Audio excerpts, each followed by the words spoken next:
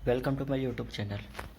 आज मैं आपको इस वीडियो में बताने जा रहा हूँ कि जब आप एसएससी सीजीएल एग्ज़ाम पास करके as a inspector income tax department में रिक्रूट होते हैं तो उसके बाद का क्या प्रोसीजर रहता है, आपको कौन कौन से एग्ज़ाम देने होते हैं प्रमोशंस के लिए जिससे आप अच्छे से ग्रोथ कर सकें, और इसके साथ ही साथ आपको एग्ज़ाम्स के पेपर्स कितने होते हैं, इन सब के बारे में मैं आपको बताने इस वीडियो में जा रहा हूँ। ठीक है, तो सबसे पहले आप ये जान लीजिए कि जब आप नए नए इंस्पेक्टर रिक्रूट होते हैं, ठीक है, तो आपको ये एग्ज़ाम हर हाल में ही देना होता है, क्योंकि इस एग्ज़ाम को दे के ही आप एक तरीके से इंस्पेक्टर के लिए कंफर्म होते हैं। ठीक है, तभी आपको आगे के एग्ज़ाम्स देने होते हैं, और अगर आप ये एग्ज़ाम नहीं दे पाते हैं तो आपको आईटीओ का एग्ज़ाम देने को नहीं मिलेगा।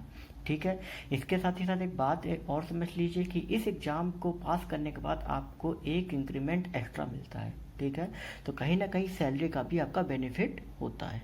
ठीक है, और इसके साथ ही साथ आप ये भी समझ लीजिए कि अगर आप एग्ज़ाम नहीं भी क्वालिफाई कर पाते हैं तो आपका इस पर प्रोविज़न पीरियड पे आपका इस पर कोई भी असर नहीं पड़ेगा।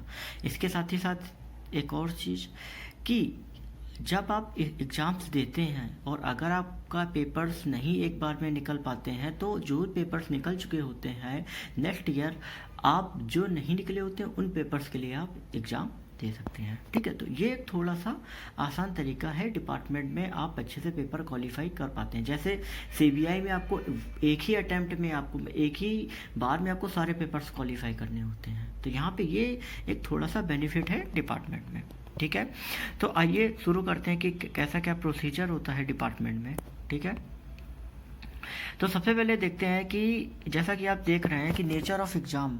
ठीक है, एग्ज़ाम कैसे होता है, नोटिफिकेशन कब आता है, पेपर्स कितने होते हैं, किस पैटर्न पे एग्ज़ाम होता है। तो जैसे कि आप देख रहे हैं कि inspector exam in OMR sheet based exam, मतलब इंस्पेक्टर एग्ज़ाम जो होता है वो एक ओएमआर सीट, मतलब जैसे पहले आपके एसएससी के ऑफलाइन एग्ज़ाम्स होते थे वैसे ही इंस्पेक्टर का एग्ज़ाम होता है। ठीक है, और ये ओएमआर हो रहा है तो इसका मतलब ऑब्जेक्टिव टाइप एग्ज़ाम है। ठीक है, नेक्स्ट आपका है कि नोटिफिकेशन कब आता है, तो नोटिफिकेशन अप्रैल या मई में आता है। ठीक है, ये आप अच्छे से समझ लीजिए कि नोटिफिकेशन आपका कब आता है। ठीक है, अब इसके बाद नेक्स्ट आपका जो आप देख रहे हैं स्क्रीन में कि एग्ज़ाम कब होता है। ठीक है, तो एग्ज़ाम जैसा कि देख रहे हैं आप इसमें कि जुलाई या अगस्त में आपका एग्ज़ाम कंडक्ट होता है। कई बार क्या होता है कि सितंबर में भी हो जाता है। जैसे अभी कोरोना में हुआ क्या है कि नोटिफिकेशन थोड़ा सा देर में आया है, अलग अलग जोन में अलग अलग नोटिफिकेशन की डेट होती हैं, तो जिसके कारण एग्ज़ाम जो है वो अक्टूबर में शिफ्ट हो गया है जाके इस ईयर में। वैसे जुलाई अगस्त में नॉर्मल हो जाता है। ठीक है, आपका 6 पेपर्स होते हैं और जो फॉर्म आता है वो आपका आता है ऑनलाइन। ठीक है, ऑनलाइन आपको आईटीओ और आईटीआई का भी एग्ज़ाम आपका सॉरी नोटिफिकेशन जो है वो आपका ऑनलाइन ही आता है, ऑनलाइन आपको भरना पड़ता है। इसके साथ ही साथ आपको ये ध्यान रखना पड़ता है कि आप जब उसको कम्प्लीटली भर लेते हैं उसकी एक कॉपी निकाल के आपको अपने हेडक्वार्टर, मतलब आपको अपने जोन का जो हेड ऑफिस है वहाँ पे भेजनी होती है। और अगर कोई स्टूडेंट नहीं भेज पाता है तो वो एलिजिबल नहीं माना जाएगा एग्ज़ाम के लिए। ये अच्छे से ध्यान कर लीजिए कि आपको कॉपी जो है वो प्रॉपरली सबमिट करनी है, ये ध्यान रखिएगा। ठीक है, कई सारे लोग भूल जाते हैं, लेकिन मोस्टली डिपार्टमेंट में सब लोग बता देते हैं, लेकिन फिर भी मैं आपको बता रहा हूँ। ठीक है, अब नेक्स्ट हम बात करने जा रहे हैं कि एलिजिबिलिटी क्राइटेरिया। जैसे आपको ये तो पता है कि इंस्पेक्टर एग्जाम्स इंस्पेक्टर्स तो दे ही सकते हैं क्योंकि उनके लिए वो कंफर्मेशन एग्ज़ाम होता है, लेकिन और कौन कौन दे सकते हैं, तो सारे आईटीआई इंस्पेक्टर्स को देना होता है कंफर्मेशन के लिए। ठीक, सेकंड आपका ओएस ऑफिस सुपरिटेंडेंट। अभी जैसे लास्ट जो वीडियो मैंने टैक्स असिस्टेंट के प्रमोशन के लिए बताया जिसमें 2 टाइप बताए हैं, तो उसमें ओएस का जो प्रमोशन होता है वो भी ओएस दे सकता है इंस्पेक्टर बनने के लिए, सीनियर टीए भी दे सकता है। ठीक है, लेकिन उसके लिए भी आपको सीनियर टीए तब दे सकता है जब आप मिनिस्ट्रियल एग्ज़ाम पास कर चुका हो। ठीक है, सेम स्टेनोग्राफर के लिए भी वही रूल है, टैक्स असिस्टेंट के लिए भी सेम यही रूल है। जो आप ऊपर देख रहे हैं कि मिनिस्ट्रियल पास करना है तो वो भी सेम रूल है, सेम एज अबव। ठीक है, सेम एज एबव मतलब ये जो मिनिस्ट्रियल एग्ज़ाम वो टैक्स असिस्टेंट के लिए भी पास करना कंपलसरी है, तभी वो दे सकता है, और सीनियर टीए के भी लिए कंपलसरी है। ठीक है, क्योंकि ओएस का प्रमोशन जो होता है वो नॉर्मल हो जाता है। ठीक है, सीनियरिटी वाइज। अब नेक्स्ट हम बात करने जा रहे हैं कि आपने भी ये देख लिया कि क्या एलिजिबिलिटी क्राइटेरियाज होते हैं। अब नेक्स्ट बात करेंगे कि पेपर्स कौन कौन से होते हैं, क्या नाम होते हैं। तो देखिए, पेपर्स में आपका सबसे पहला होता है income tax law and competition. तो इसमें आपको जो भी इनकम टैक्स के लॉज होते हैं वो बताए जाते हैं, साथ ही साथ कंपटीशन का पूरा आपको नॉलेज आपको लेना होता है। ठीक है, ये आपका विदाउट बुक होता है, ड्यूरेशन 3 आवर्स की होती है, मैक्सिमम मार्क्स 100 का। ठीक है, अब मैं आगे नेक्स्ट बताऊंगा कि क्या कैसा क्या रहता है, मतलब आपका पासिंग क्राइटेरिया। ठीक है, अभी मैं पेपर्स के नाम बता रहा हूँ और ड्यूरेशन और मैक्सिमम मार्क्स बता रहा हूँ। ठीक है, तो सेकंड आपका होता है बुक कीपिंग का, ये भी आपका विदाउट बुक होता है। इसमें एसआर से रिलेटेड क्वेश्चंस आते हैं जो बुक्स होती हैं। 2 आवर्स का पेपर होता है और मैक्सिमम मार्क्स 100 का होता है। तीसरा होता है एलाइड लॉ का, ये भी विदाउट बुक होता है। ठीक है, ड्यूरेशन 2 आवर्स की, मार्क्स 100। नेक्स्ट आपका होता है office procedure. Office procedure 3 hours का पेपर होता है, 100 मार्क्स का। अब फिफ्थ आपका आता है हिंदी सब्जेक्टिव टाइप। ये आपका पेपर सब्जेक्टिव होता है, ऑब्जेक्टिव ना होके। क्यों? क्योंकि इसमें कई सारे ऐसे रिटर्न में कुछ ऐसे आते हैं, लेटर्स आते हैं जिनको आपको लिखना होता है। क्योंकि है क्या कि अभी भी डिपार्टमेंट में हिंदी को प्रमोट कर रहे हैं। ठीक है, क्योंकि हिंदी हमारी नेशनल लैंग्वेज है, तो लेटर्स मोस्टली जो भी लीव के या कुछ भी लिखे जाते हैं तो इंग्लिश में लिखे जाते हैं।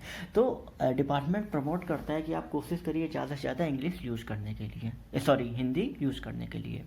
ठीक है, तो अब हिंदी का पेपर जो आपका होता है वो एक तरीके से ऑप्शनल होता है। ठीक है, अभी मैं नेक्स्ट अभी बताऊंगा उसी के बारे में।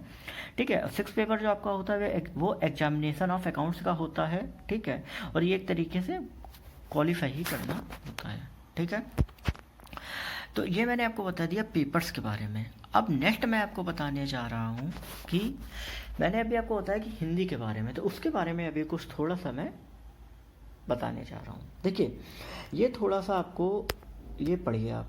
ठीक है, ये क्या लिखा हुआ है कि इट इज़ क्लियर दैट, ये हिंदी पेपर के जो आपका 5वां पेपर होता है हिंदी का उसके बारे में है कि it is clear that the exemption from appearing in Hindi examination for the new pattern of the ITI of examination is available to only those candidates who have qualified the Hindi paper at matriculation level or its equivalent or any higher examination or in the departmental examination for ministerial staff। ठीक है, जैसे इसमें ये बताया गया है कि कोई भी कैंडिडेट अगर वो मैट्रिकुलेशन में अगर उसकी हिंदी है, या 10+2 में अगर उसकी हिंदी है, या कोई और अदर एग्जाम में हिंदी ली हुई है, या इसके साथ ही साथ मिनिस्ट्रियल एग्जाम में भी मैंने आपको हिंदी का जिक्र किया था, तो या मिनिस्ट्रियल एग्जाम में हिंदी का वो एग्जाम पास कर चुका है।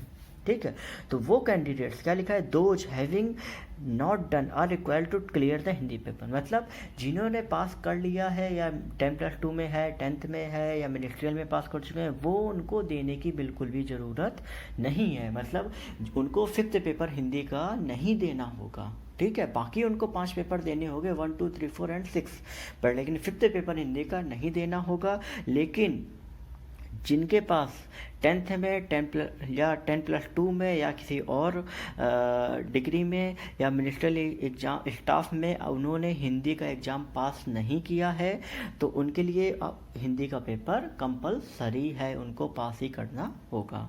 ठीक है, और इसके साथ ही साथ एक लाइन लिखी हुई है कि कई सारे लोग ऐसे सोचते हैं कि ऐसा हिंदी में हो सकता है हमारे कम मार्क्स हो, तो मार्क्स का रिलेशन कोई नहीं है। अगर जैसे मान लीजिए 10th में आपके 100 में 33 पास होता है, ठीक है, अगर 100 में आपके 34 भी हैं तो भी आप एक तरीके से एलिजिबल माने जाएंगे।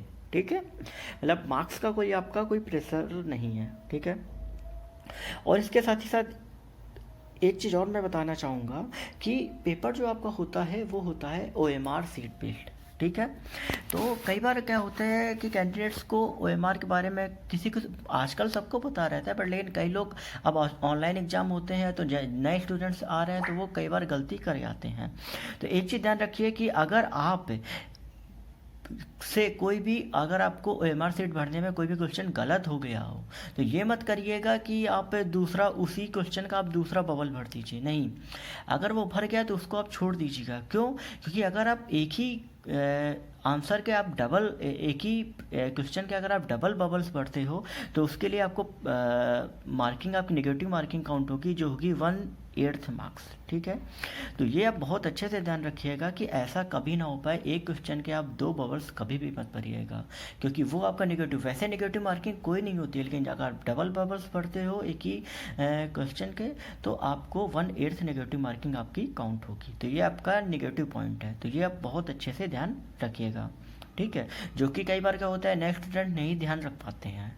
ठीक है, अब नेक्स्ट हम आगे बढ़ते हैं कि पासिंग मार्क्स का। तो पासिंग मार्क्स जैसा कि आप देख रहे हैं वीडियो में, पासिंग मार्क्स आपका 45% होता है जनरल के लिए। ठीक है, और ओबीसी के लिए, जनरल ओबीसी के लिए 45%।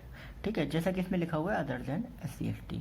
ठीक है, फिर आपका आता है 40% SC ST के लिए, मतलब SC ST के लिए 40% है। ठीक है, और उसी में आपका हैंडीकैप्ड भी जो फिजिकली हैं उनके लिए भी 40% काउंट हो जाता है। ठीक है, ये हो गया आपका पासिंग क्राइटेरिया।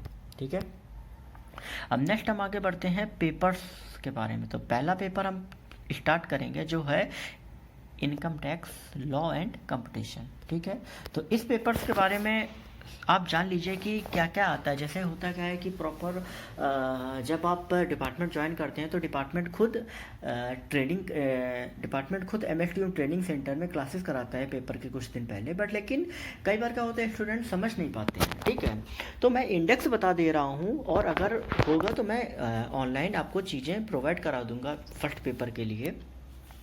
लेकिन इंडेक्स से आपको थोड़ा सा ये हेल्प मिल जाएगी आप कोई भी बुक लेके आप देख सकते हैं कि कौन कौन सा इसमें इंडेक्स में जो दिया गया है वो अगर किसी बुक से मिल रहा है तो आप अच्छे से डीप नॉलेज कर सकते हैं, मतलब अच्छा नॉलेज आप गेन कर सकते हैं। ठीक है, ये आप ही के लिए ज़्यादा बेटर रहेगा।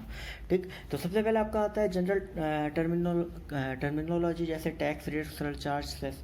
मतलब सबसे पहला जो आपका रहता है वो जनरल, मतलब जनरल जो बेसिक चीज़ें होती है वो आपको उनके बारे में आपको पढ़ना होता है।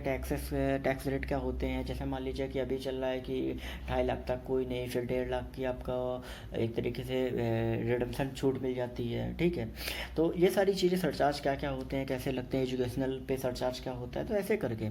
फिर सेकंड आपका है income tax under head salary के अंदर में क्या कौन कौन से सेक्शंस होते हैं। ठीक है, नेक्स्ट आता है आपका हाउस प्रॉपर्टी के बारे में, हाउस प्रॉपर्टी में कौन कौन से सेक्शंस रहते हैं।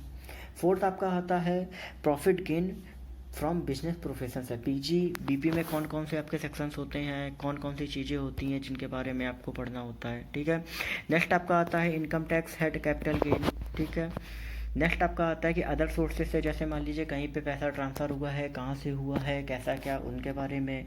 फिर आता है कि सेक्शन 80 में कौन कौन से डायरेक्शंस होते हैं, जैसे आपने पढ़ा होगा कि 80C होता है, 80D होता है, 80DD होता है, 80G होता है, तो कई सारे होते हैं, तो उनके बारे में आपको पढ़ना होता है। नेक्स्ट आपका आता है कि एडवांस टैक्स के बारे में। ठीक है, क्या होते हैं, इंटरेस्ट अंडर सेक्शन 234 ABC में क्या रहता है। फिर आता है सेट ऑफ और कैरी फॉरवर्ड लॉसेस में क्या क्या आपका पूरा रहता है। ठीक है, फिर नेक्स्ट आपका आता है कि TDS और TCS में। ठीक है, फिर आता है आपका टैक्स लाइबिलिटी जो आपकी होती है, टैक्सेबिलिटी जो रहती है, जैसे मान लीजिए कि अगर कोई बिजनेस पार्टनरशिप में चल रहा है तो उसमें कैसा क्या टैक्स लाइबिलिटी दोनों के ऊपर पड़ेगी, पार्टनर्स के ऊपर, या 4 पार्टनर्स हैं तो उनके ऊपर कैसी पड़ेगी, उनके बारे में। ठीक है, फिर कुछ मिसलेनियस टॉपिक्स होते हैं जिनके बारे में आपको पढ़ना होता है, कि जैसे मान लीजिए मैंने इसमें दिया है कि जैसे इनकम क्लबिंग का, जैसे क्लबिंग ऑफ इनकम का पूरा आपको पढ़ना होता है। इसके साथ ही साथ सेक्शन 68, 69, 269, इसके अलावा भी आपका 268 क्या आपका कहता है। ठीक है, कैश लिमिट कितनी होनी चाहिए।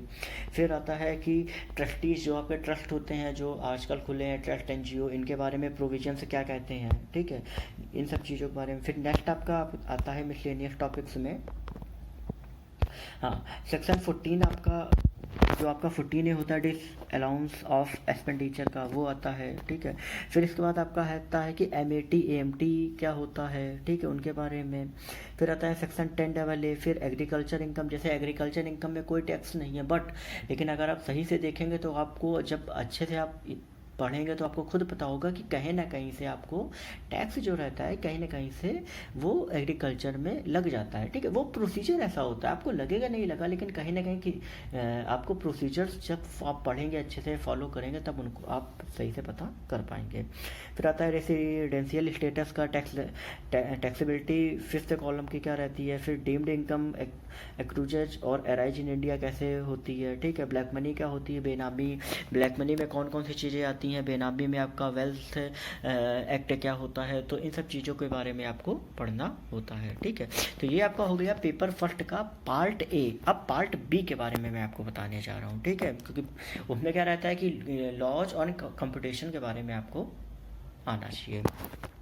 असेसमेंट प्रोसीजर क्या रहता है, जैसे अभी तक असेसमेंट क्या था कि आपका ऑफलाइन होता था, अब लेकिन क्या कर दिया, फेसलेस कर दिया इन्होंने। अभी 13 अगस्त को जो हमारे पीएम ने एक ऑर्डर में कहा था कि अब असेसमेंट जो होगा वो पूरा ऑनलाइन होगा, मतलब एसएससी जो होगा वो फेस नहीं करेगा ऑफिसर को। तो अब असेसमेंट ऑनलाइन हो गया, ऑनलाइन आपको सारी एसएससी जो होगा वो ऑनलाइन जितना भी जो होगा वो प्रोसीजर करेगा, ठीक है। तो असेसमेंट प्रोसीजर्स के बारे में, पेनल्टीज कैसे लगती हैं, जैसे मान लीजिए कोई अगर कोई एसएससी कोई फुल डिटेल्स नहीं दे रहा है या कोई जैसे आपने इनकम टैक्स ने कोई नोटिस भेजी, उसकी डेडलाइन निकल चुकी, फिर भी वो रिप्लाई नहीं दे पा रहा है, तो उसके लिए कौन कौन सी पेनल्टीज है, कितनी लग सकती हैं, कितने तक कौन पेनल्टी इशू कर सकता है, ऑफिसर्स के लिए कितना है, कमिश्नर्स के लिए कितना है, तो इन सब के बारे में। फिर सेटलमेंट कमीशन के बारे में, अपील्स एंड रिविजन्स के बारे में क्या रहता है, ठीक है। अब नेक्स्ट आपका आता है एडवांस रूलिंग के बारे में, फिर आता है आपका सर्च एंड फीचर्स के बारे में, ठीक है। फिर आता है रिफंड्स के बारे में, फिर टैक्स रिकवरी के बारे में, फिर आता है ट्रांसफ़र प्राइसिंग के बारे में, फिर अदर। तो ये आपके टॉपिक्स हो गए कि इन किन चीज़ों के बारे में आपसे पूछा जाता है, ठीक है। और इन सब टॉपिक्स को आप अगर चाहो तो बुक्स आती हैं कई सारी, ठीक है, उनमें आप टॉपिक वाइज देख के आप अच्छे से पढ़ सकते हो, चीज़ों को अच्छे से समराइज कर सकते हो, ठीक है। नहीं तो आपके जोन्स में जब आपका एग्ज़ाम होता है उसके कुछ दिन पहले आपको अवेलेबल कराया जाता है मैटर, जिससे आप अच्छे से प्रिपेयर कर सकें, ठीक है। अब नेक्स्ट आता है पेपर 2 का, ठीक है। तो पेपर 2 में आपका क्या रहता है कि पेपर 2 में आपका रहता है कि अकाउंटिंग साइकिल, ठीक है। नेक्स्ट आपका आता है जनरल एंट्रीज का, ठीक है।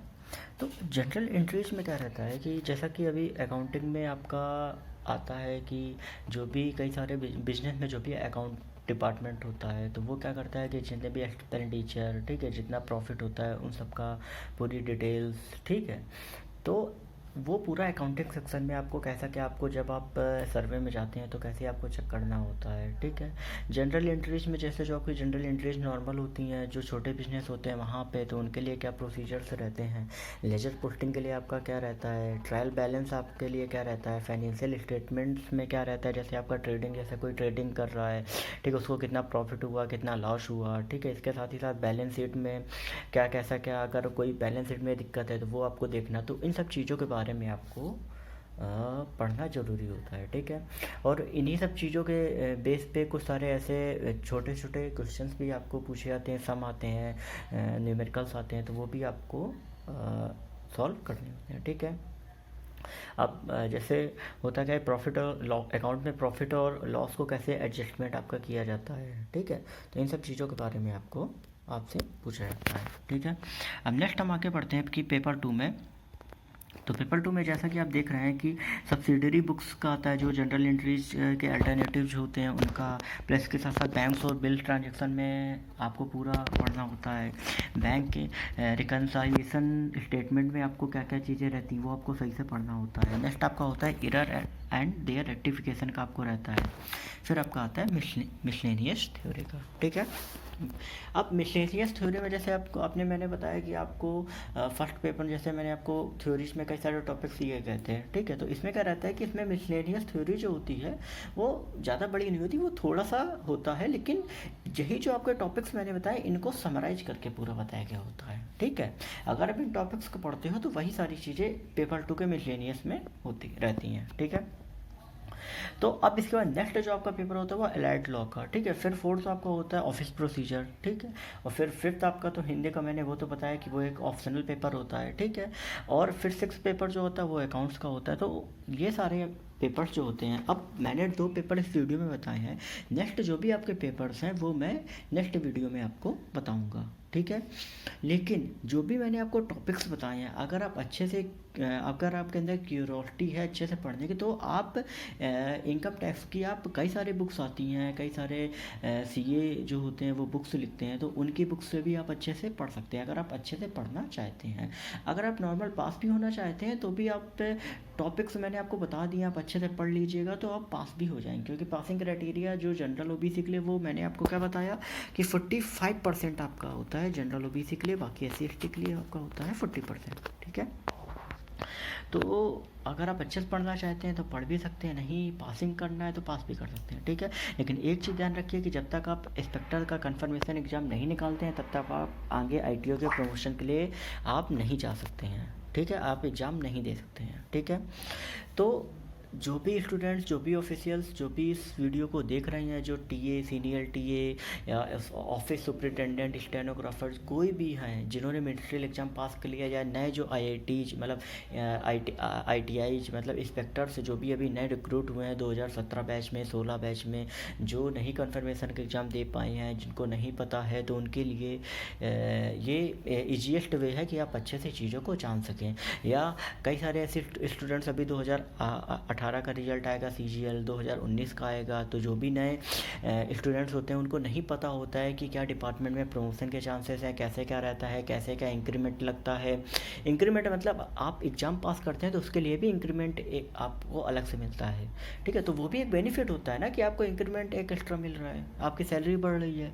तो उन स्टूडेंट्स के लिए थोड़ा सा बेनिफिट हो जाता है कि वो डिपार्टमेंट को अच्छे से जान सकें। क्योंकि स्टार्टिंग में तो उनको यही लगता है ना कि डिपार्टमेंट में चीज़ें आसान होती हैं, तो आसान नहीं होती है। अगर आपको डिपार्टमेंट में वाकई में ग्रोथ करना है, अगर ग्रोथ करनी है अगर आपको डिपार्टमेंट में, तो आपको ये सारे एग्ज़ाम्स आपको अच्छे से क्वालिफाई करने होंगे और इनके बारे में आपको अच्छे से पता होना बहुत ज़रूरी होता है, ठीक है। तो जो भी स्टूडेंट्स इस वीडियो को देख रहे हैं, इसको अपने फ्रेंड सर्कल में शेयर करना मत भूलें, क्योंकि कहीं ना कहीं इस वीडियो से उन लोगों को भी मदद मिलेगी जिनको इनके बारे में नॉलेज नहीं होता है। और इसके साथ ही साथ जब आप वीडियो को देख रहे होते हैं तो कहीं ना कहीं अगर आप नहीं क्या एग्ज़ाम दे रहे हैं, नहीं सेलेक्ट हो पा रहे हैं, तो ये मोटिवेट करेगा आपको कि आप इस डिपार्टमेंट में जाके आप अच्छे से ग्रो कर सकते हैं। जब चीज़ें अच्छी पता होती है तो लोग मोटिवेट होते हैं, ठीक है। तो जो भी स्टूडेंट्स नए हैं, इस चैनल को सब्सक्राइब करना, वीडियो को लाइक करना मत भूलें, ठीक है। और आगे मैं थर्ड पेपर और फोर्थ पेपर की वीडियो मैं आपको ऐसे चैनल पे अपलोड कर दूंगा। और इसके साथ ही साथ अभी मुझे मिनिस्ट्रियल एग्ज़ाम्स की भी कुछ जो थर्ड पेपर फोर्थ पेपर कई स्टूडेंट्स ने मुझे कहा है, तो मैं उसके भी अभी नेक्स्ट धीरे धीरे मैं अपलोड कर दूंगा, ठीक है। तो प्लीज़ सब्सक्राइब करना मत भूलिएगा चैनल को, और वीडियो को लाइक ज़रूर कीजिएगा। और किसी भी स्टूडेंट्स को कुछ प्रॉब्लम है तो वो मुझे कमेंट सेक्शन में लिख के पूछ सकते हैं, ठीक है। Eyes in the sky, gazing far.